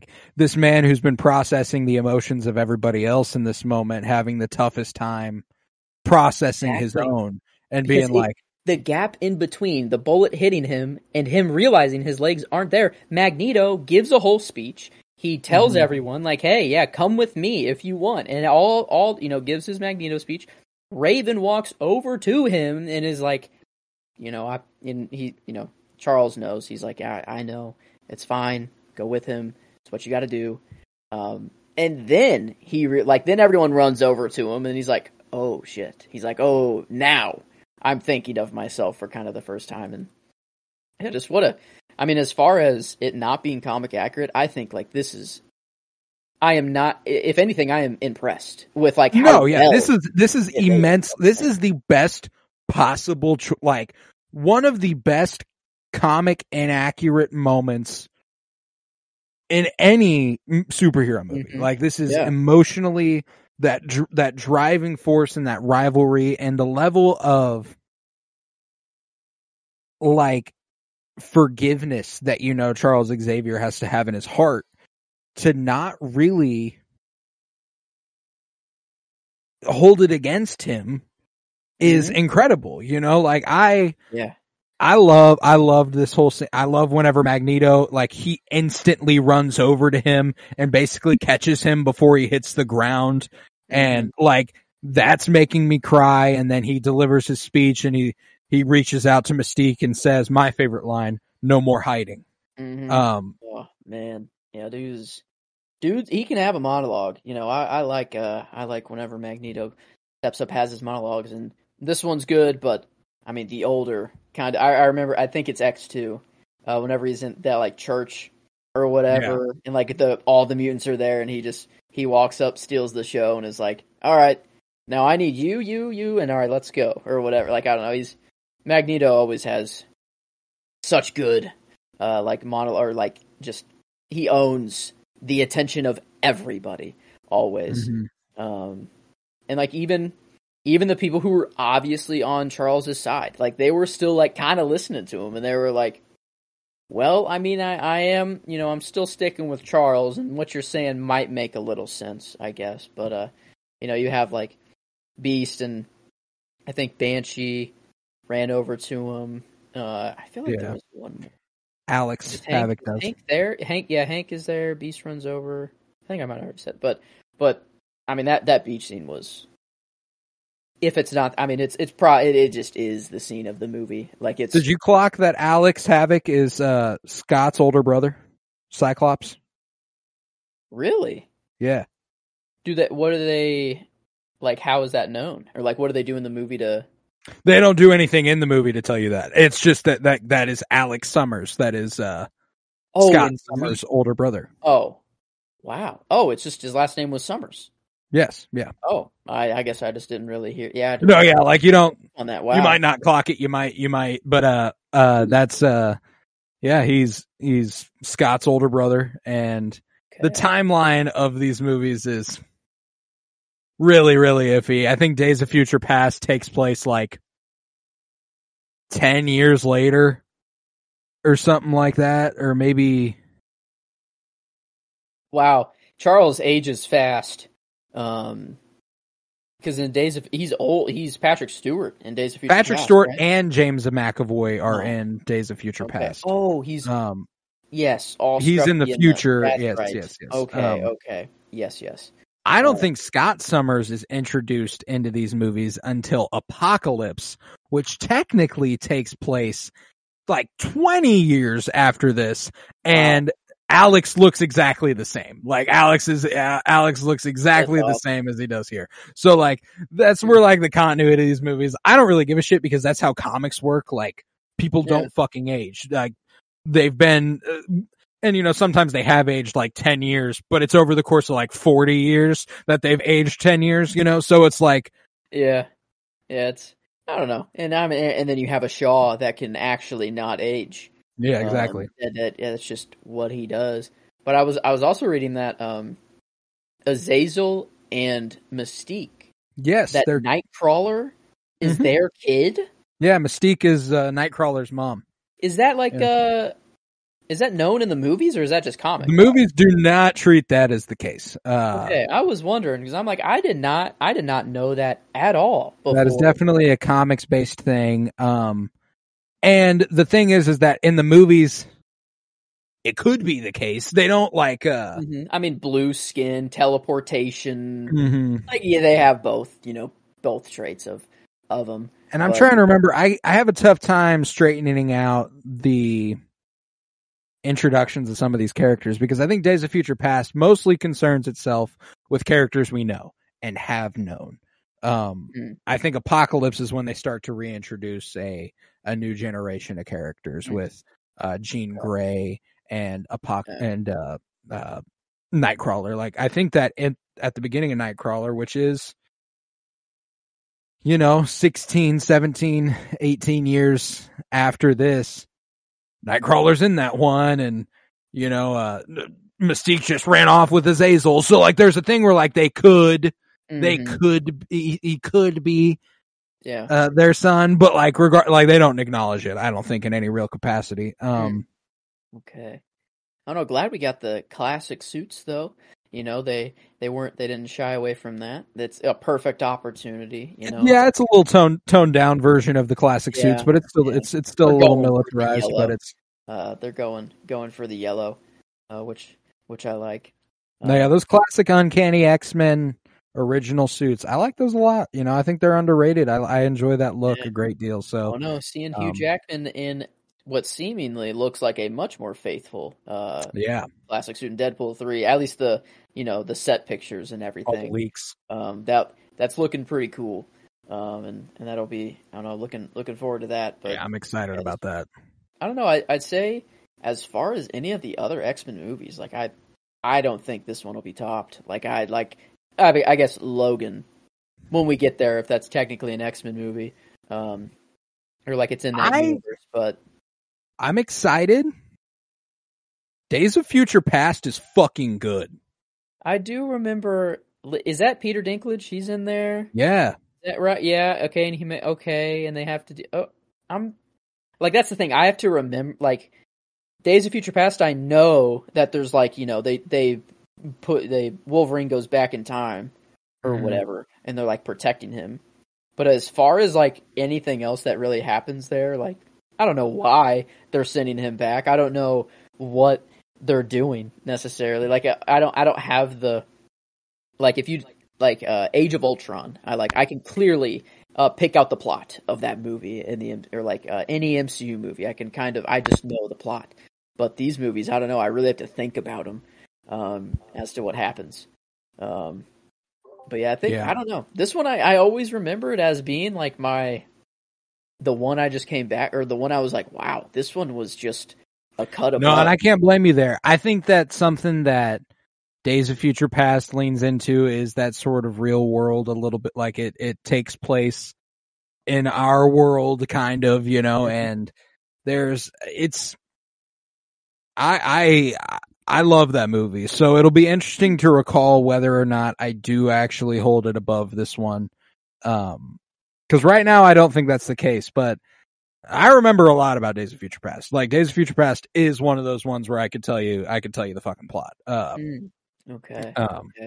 I mean, I remember it not being bad, but I just yeah. Seemed it kind of had everything. Yeah, no, everything it's was the future storyline is the Sentinels have evolved beyond what they could control, and they took over the world and started eradicating even people who were going to give birth to people who were going to be mutants. So holy crap, yeah, really getting rid of them. If you have any trace of that in your blood, in your genes, you're fucked. You're done. So the world's population has been decreased immensely. They have to send Wolverine back in time to kill Peter Dinklage, or not kill Peter Dinklage. Mystique killing Peter Dinklage is what sets them on a path to develop the Sentinels. So they have to prevent Mystique from killing Peter Dinklage. Okay. Now it's coming back. Yeah, that's okay. Is Magneto in that one?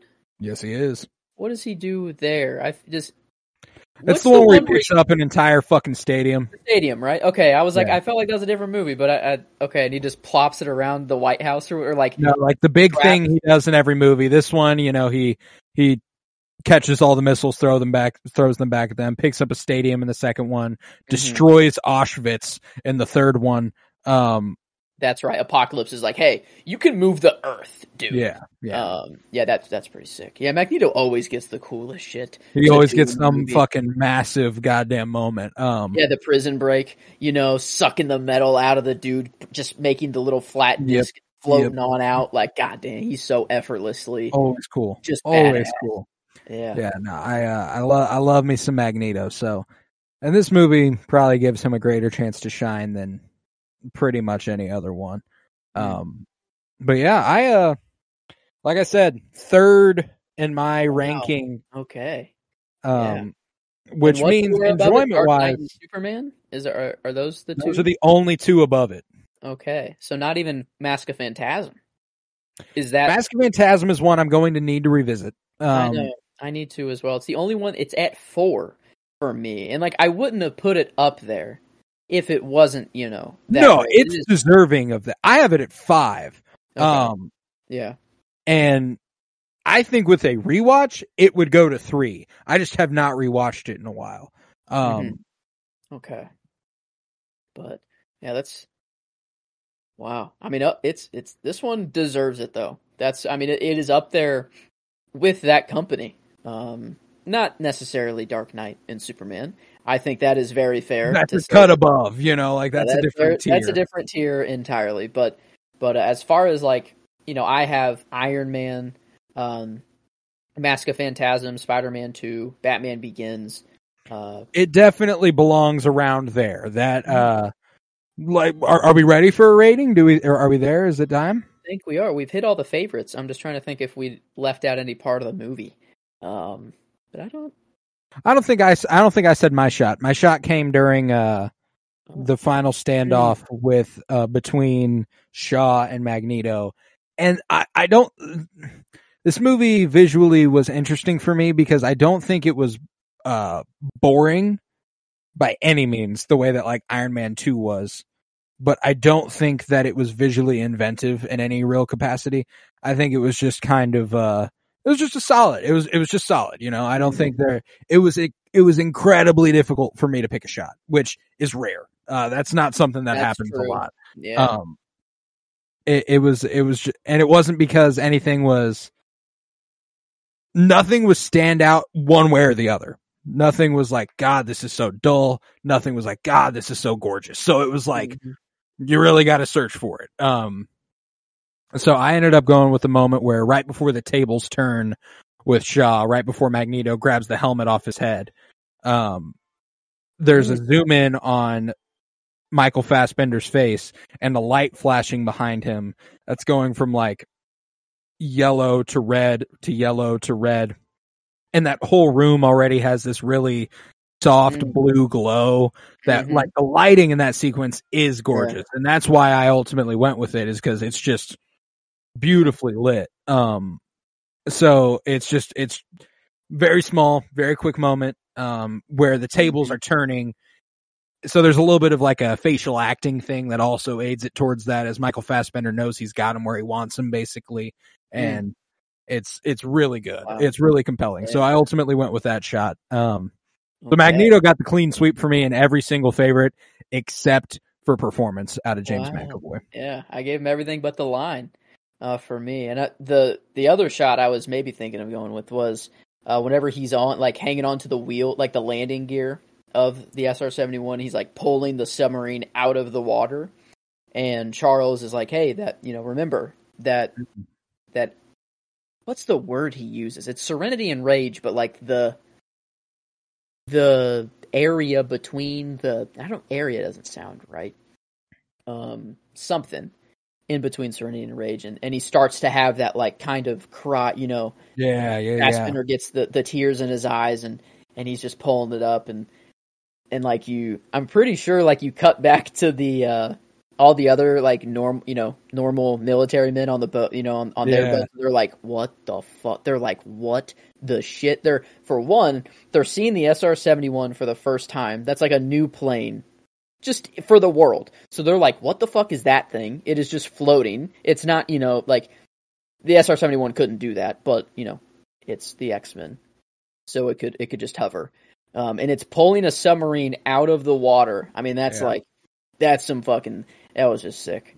But I love the close-up shots of Fassbender's face whenever he's in like a crying moment. Even the satellite dish, whenever he turns it, and it's just so close to his face, and he's just, you know, crying and mad but peaceful. And then there's that evolution into his like pure joy once he's accomplished it. Like it's really, really good, dude. Oh man, yeah.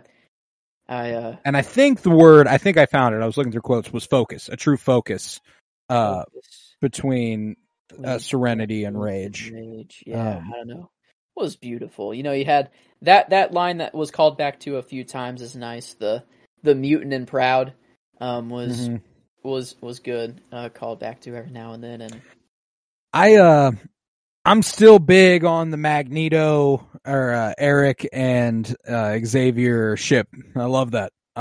And there's a lot of tension here at a lot of different points. There's a line that Xavier delivers to Eric during that scene where he tells him there's so much more to you than you know. And like there's like he's looking deep into his eyes, and you know, like they've got like tears in their eyes, and he takes a pause. Yeah. And then he you know, there's good in you too, and you can harness all that. You have the power that no one can match, not even me. There's just a really intense emotional connection that they have that Xavier has the capability to access with anyone, but doesn't, you know? And that's one of those things, like it's there's a different level here, which really, really lends itself to being a whole other thing for me. Because even at the very end on the beach, like he read Raven's mind. He was like, "Yeah, I already know you want to go with him," and he's like, "I thought you told me you'd never do that." And he's like, "Well, maybe he said he actually didn't need to, or something like that at the end." Yeah. Well, he says something about how like up until recently he said all sorts of things that like kind of no longer. Things have changed. Nothing will ever be the same after this, you know, like yeah, but the one he respects, he does not read Magneto's mind, partially because he has a helmet on that doesn't allow him to, but otherwise when it's off, he chooses not to. And while they're playing chess, like think about that, they're playing chess on the Lincoln Memorial steps or whatever, and you're playing against someone who can read your mind. And you wouldn't know if he is or not. It's either he's just a really good chess player, or he's literally reading your mind and knowing what you're going to play on next. that sort of parallel to them playing chess throughout the original three films, where that was kind of their thing. I love that. Yeah.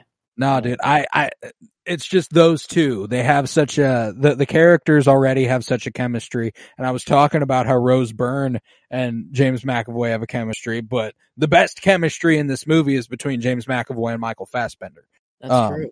They when they're on screen together, they're the only two people that exist. It's incredible. Like it's really, really good. And I love the scene when they're recruiting and they go to Zoe Kravitz. And they got the private room and they they're posted up on the bed next to each other and stuff, taking it all in. That shot's hilarious. Yeah, they just cut to them in a private room. Yeah. And they're like, I'm like, what's about to go down here? There's got a crossover into DC, Catwoman. Zoe Kravitz there. That is nice. And her just, whenever Shaw comes up into their compound, he's like, all right, you want to join the winning side? She's like, yep. We just saw how you blew up one of our friends, Darwin, the guy who can adapt to survive to anything. You literally blew him up. Fair enough. I wish we could have seen him do a little bit more. Darwin seems like a really cool character. Yeah, no, that's a funny little post on Twitter that just got ran into the fucking ground, and now is like a funny shit post where they're like, "Remember when X-Men First Class killed the one character that can't die?" And like that was like a critique that went nuts for several months in a row. That tweet was going viral from like the X-Men facts page or all that sort of shit. And now it's like a shit post where they're like everyone's making fun of that. So like it's I like Darwin. I think that's a fantastic idea for a character and stuff. But there is that aspect to him where if you're going to display just how powerful Shaw is, and you want to kill the guy whose literal ability is to adapt to survive, that's fair. That shows that you got some chops. This is true. I mean, do you think the version of Kevin Bacon in the Guardians of the Galaxy Holiday Special remembers playing a Marvel villain? Yeah, because they ask him, "You be a hero," and he's killing Nazis. I guess I don't know. He's that's just kind of an easy go-to. That's right. I forgot about that. That's an easy go-to hero thing. I'm about to storm the beach, kill these Nazis, or whatever he says. But yeah, I guess in the MCU, I'm Batman. Yeah, he would remember playing Shaw. Yeah, I mean he is Kevin. There'll be a moment whenever the X-Men emerge, and he's like, "Wait, what the fuck?" He's like, we get two Kevin Bacons. One, the MCU version, and one, the real life Kevin Bacon. Or the X-Men version, and then the MCU version. But the MCU version is real life Kevin Bacon. So, I mean, we're getting too jumbled up now. It was so nice when things were this simple. And the cameo was just a Hugh Jackman fuck off. Yeah. That's all we got. No Stan Lee. I guess is he in the other X-Men movies? Oh yes, he was in the first X-Men. He was a hot dog vendor on the beach in the first X-Men. I'm pretty sure he was in X2. He was in his yard in X-Men: The Last Stand whenever Jean Grey is letting fucking loose. And the like water from his hose starts rising into the air. That's right. Okay. Yeah. Apparently he's I'm not trying next to. I guess. He's not next to. I guess not. No. And he's not in this one. X2 Stan Lee cameo. No. Basically, Lee only makes cameo appearances when his endorsement is considered financially lucrative or it simply suits him to. Yeah, I'm like, basically whenever Stan Lee wanted to fucking show up, he did it. He's like, you know? I kind of did financial shit. bullshit. If Stan Lee was like, I want a cameo, you gave him a fucking cameo. I'm pretty sure he's financially fine. And set at this point. And I don't think that it's financially lucrative to the film to have him appear either. Like, it's not like that's going to make or break the box office. The cameo that you don't even know if it's coming or not, you know? But I wonder, let's see, what's the next X-Men movie that comes up? Is it Days of Future Past? Days of Future Past. Is he in that one? I can't remember. Let's find out. Does not include Stan Lee. Dang! Man, maybe he just maybe with the rise of the MCU, he kind of separated himself from Fox, and their universe. You know, there's a distinct possibility that he had some sort of contract with Marvel Studios.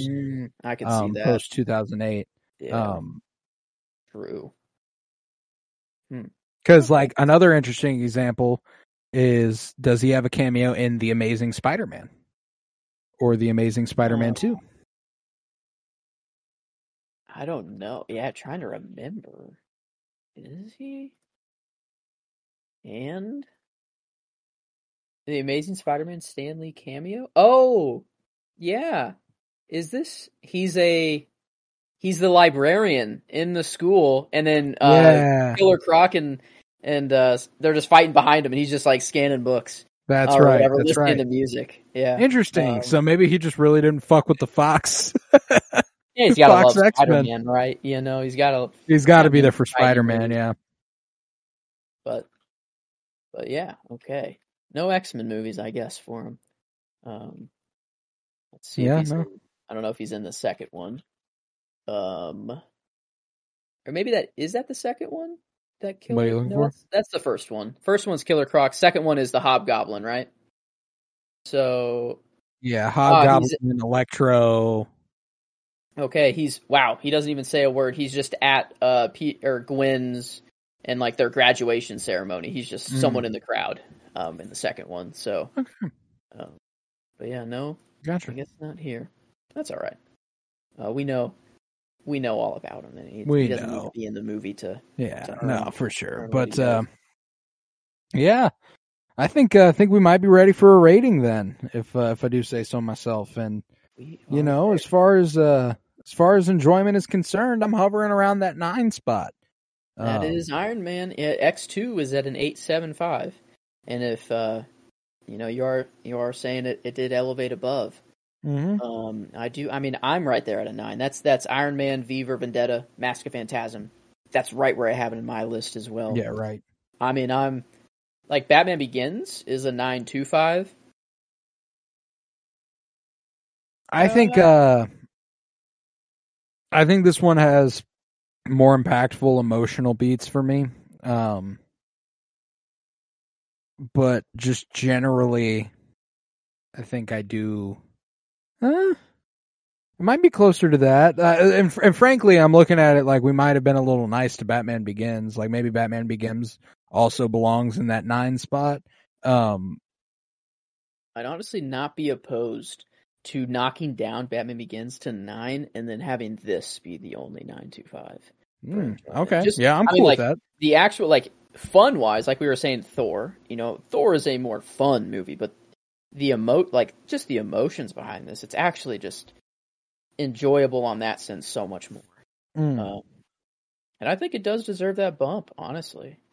Like, Iron Man is fun, but I don't really think it... I mean, it does have some emotional beats a little bit, like Jensen.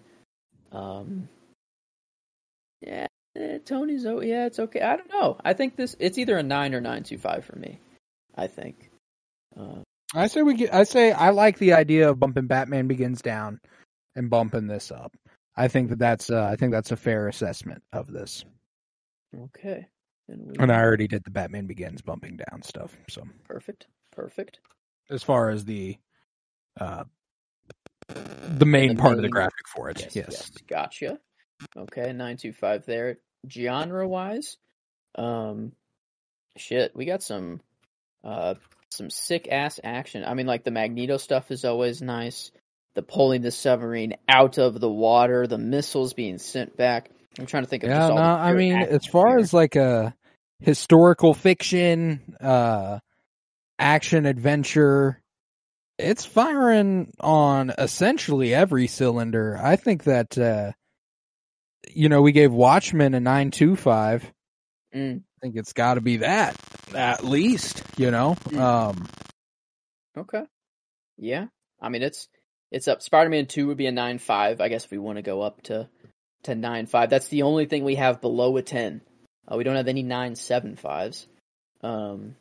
Yeah, and I don't think this breaches that. I don't even think this breaches Spider-Man 2. I think Watchmen is a better. It's where it kind of finds its footing. Okay, I can dig another. So 2.925 so far, looking pretty good. Adaptation. I mean, the choices they made the movie better, and we're saying that it probably is one of the best comic inaccurate moments. Yeah, no, to be sure. I think that it is overall very well adapted, characterization wise. There's hardly anything here besides the stuff they do with Hank McCoy that I feel passionately they got wrong. Okay. How much does that weigh it down, I guess? Relatively, he's a big part of the movie. There's a lot of Hank McCoy in this.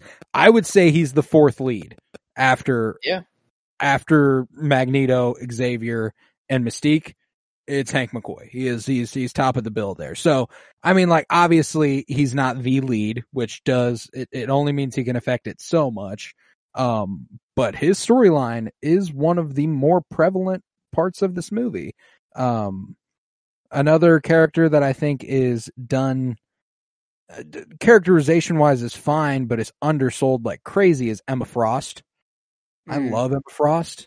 A non-factor in this movie, which is really disappointing. Yeah, and even when Charles and Magneto get up like in that Russian's house or whatever, and they meet her. They instantly just like tie her up, and then like he breaks, her diamond skin, or whatever, and he's like, "All right, you can have her now." It's like very just like whatever. Fine, and then she's not even in the next one, and they kind of build that up as like the last little thing here, the last little stinger. Yeah, wow, they went back to go get her. And she would have been fucking awesome as a part of the Brotherhood of Evil Mutants that they're kind of building up there. What the hell? Why didn't? No, it blows. I love Emma Frost. I don't know why they decided not to use her. January Jones might have gotten a little busy. She's a good actress, but regardless, Emma Frost, not a huge fan. I love Emma Frost, but I don't think she was perfectly adapted. Moira McTaggart is iffy, and I don't think the way they adapted her helps the movie much. I think it's just kind of there. Is it that she's not adapted well, or that it's just she's not even really? They didn't dive into her enough. Like, I don't think they. It's similar to Emma Frost, where like generally on the surface, there's not much bad here. I just think that in a movie where we're oversaturated with story, and we do a lot with like a character who they did adapt poorly. When you don't adapt properly a couple of the other characters that could have been really cool, I think it does affect it, Okay. Wow. And it doesn't affect it intensely. Like I'm still hovering around an 8.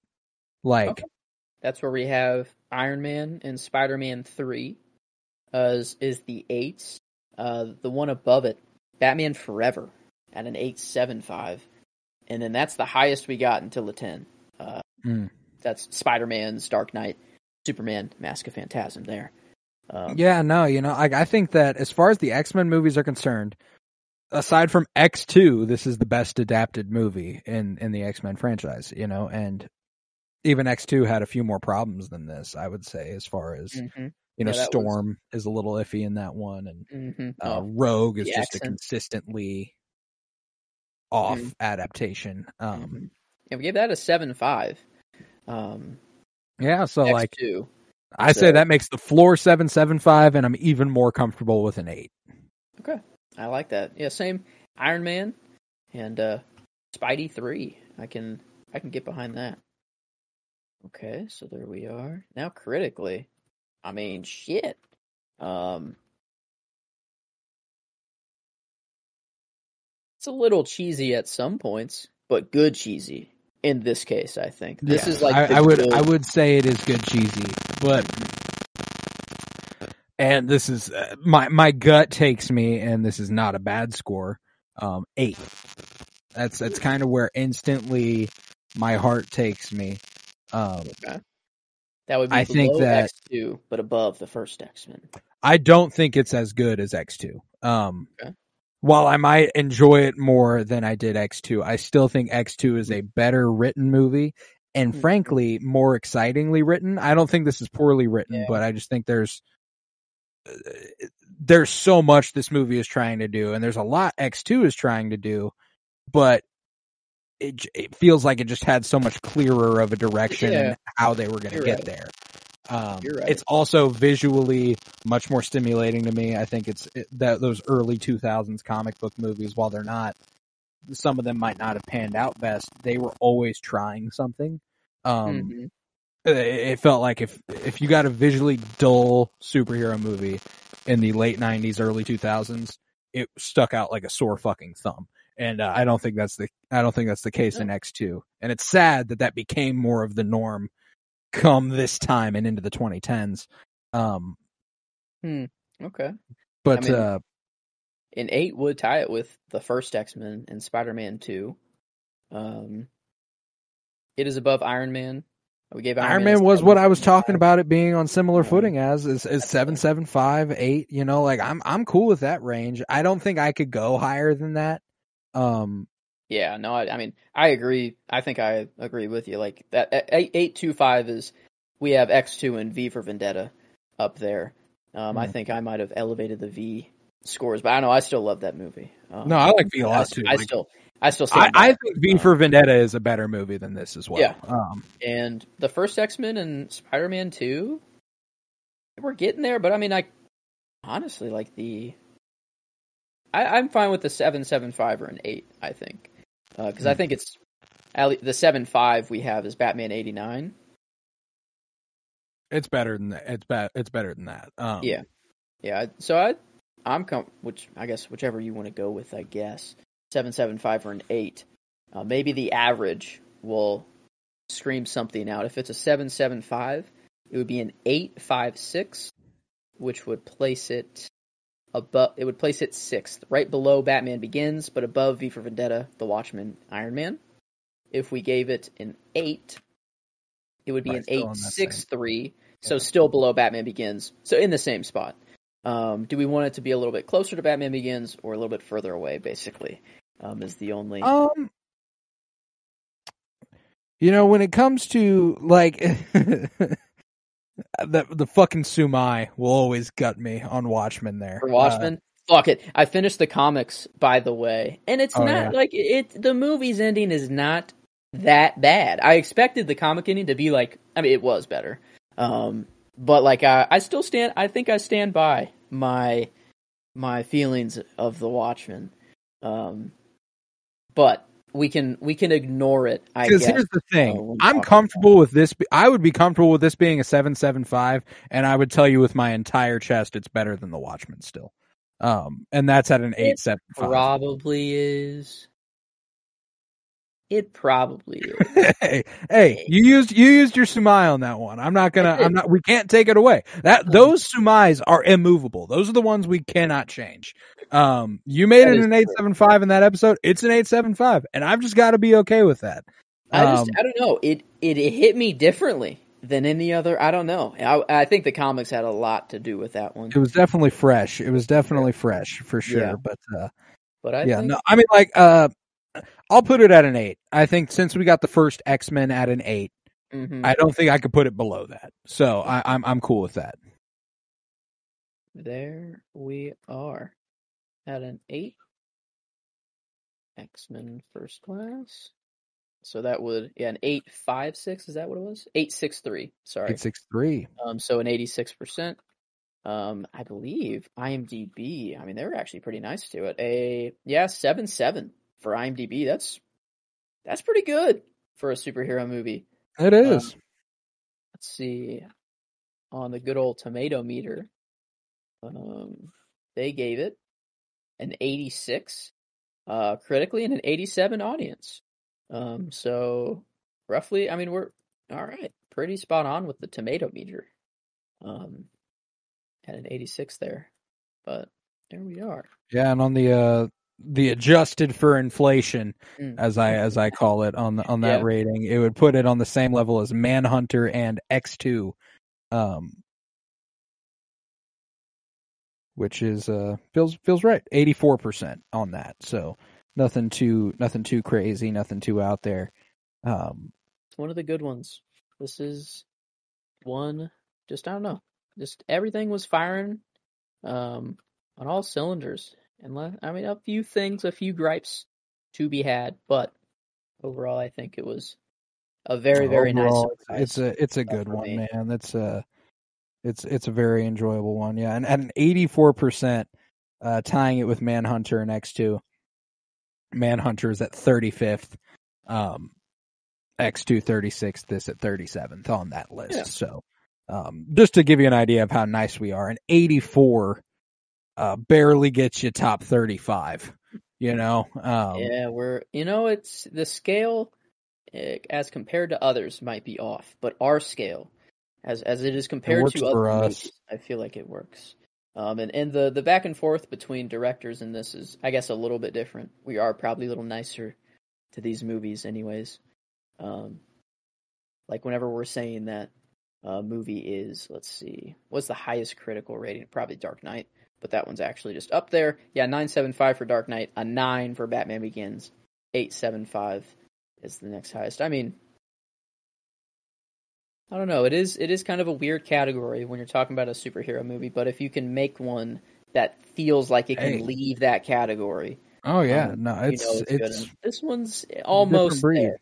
It's almost there. It's not quite that, but it's well on its way. I think that as far as cape shit is concerned, this is one of the premier highlights of the genre. I think I think especially of what we've covered so far. I think it's so I think it's so fun, and you know, it's certainly better than what we're going to top off the year with this project with next week with Green Lantern 2011, and I'm deeply excited for that one.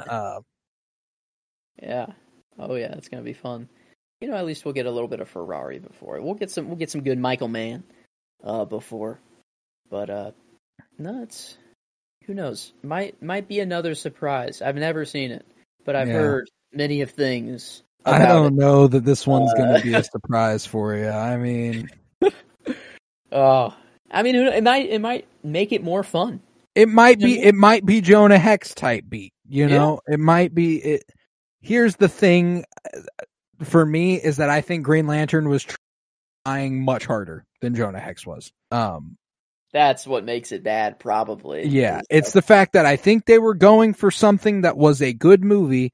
Like Jonah Hex, it knew exactly what it was. It was making a fun, pulpy thing that was going to resonate with the people it was going to resonate with, and they weren't trying to impress anybody. Yep. Green Lantern, I can't say that's the case. I think they were swinging big with Green Lantern. Okay, that one's going to be a blast. But I haven't seen that in over 10 years, so right. That's all I know is Ryan Reynolds. I know nothing else other than what my knowledge of Green Lantern's powers are. It'll be a fun one. It'll be fun.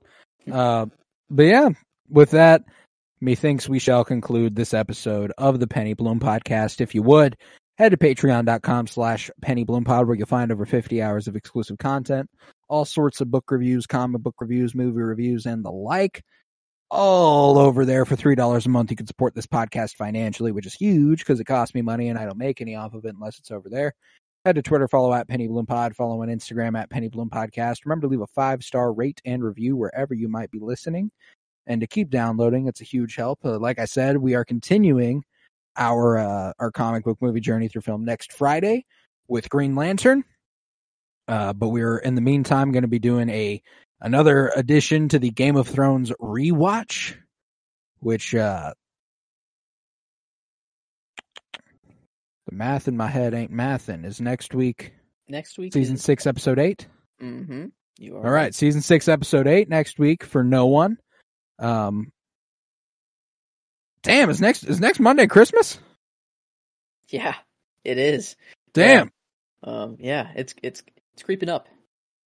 We've been full transparency. We've been bouncing all around a lot with the recording. So like, as far as Thrones recordings are concerned, we're in the new year. So it's hard for me to go back in time and keep track of all that. But regardless, yeah, next week, Merry Christmas to everybody. We got a Thrones episode coming your way. And it's a goodie. So I'm very happy about that. And then next Wednesday, we continue our Michael Mann director spotlight with Collateral. No, Ferrari. We are there. Ferrari. Yeah, we're there. Collateral was earlier this week. Ferrari's next week. This Wednesday. Yeah. Oh yeah. Too many different Collateral projects. Already happened. I'm all out of whack. I'm all fucked up. Too many projects going on at once. That's okay. This Ferrari is whether Green Lantern is or isn't what it is. Ferrari, I think, will at least be better than into next year. We will have a little bit easier a time keeping track, as at least through January and probably even through February, we're going to be doing 2 comic book movies a week. Wednesday and Friday will become comic book movie project, and we're going to try and burn through like 16 through the first 2 months to just knock out 8 weeks there. I mean, it's 2 whole months you're making this project shorter, which I like thinking about it like that. That's a nice way to put it. So I'm excited about that. But yeah, through February, March 1st would be Fantastic Four, but I mean before that we're getting to Ant-Man. If we do double up, that's making some progress. That's for sure. So I love that. I love that. But with that, I was Colton Robertson. I was joined by Joseph George. Thank you very much, homie. Oh, thank you for having me. It's always a pleasure to be here. Oh, and it's always a pleasure to have you. And remember, peace, love, and bloom, and no more hiding.